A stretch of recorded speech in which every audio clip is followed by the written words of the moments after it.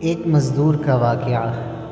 ایک رات سلطان محمود غزنوی رات کے وقت معمول کے مطابق گشت پر تھی اور ایک تندور کے پاس کسی شخص کو سویا ہوا دیکھا تو اس کو اٹھا کر پوچھا وہ کون ہے۔ جواب میں اس شخص نے بتایا کہ وہ غریب مزدور ہے، دن بھر مزدوری کرتا ہے اور رات کو اس تندور کے پاس ہی سو جاتا ہے۔ سلطان نے پوچھا اس سردی میں اس کی رات کیسے گزرتی ہے؟ تو اس مزدور نے جواب میں جو کہا اس نے سلطان کو ہلا کر رکھ دیا۔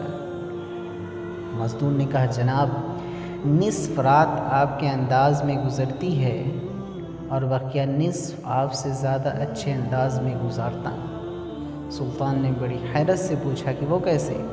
مزدور نے جواب دیا کہ جب تک تندور گرم رہتا ہے تو میں آپ کے جیسی نیند سے لطف اندوز ہوتا ہوں، اور جب تندور ٹھنڈا ہو جاتا ہے تو اٹھ کے اللہ کی عبادت شروع کرتا ہوں، جو آپ کے مقابلے میں وقت کا بہتر استعمال ہے۔ سبحان اللہ۔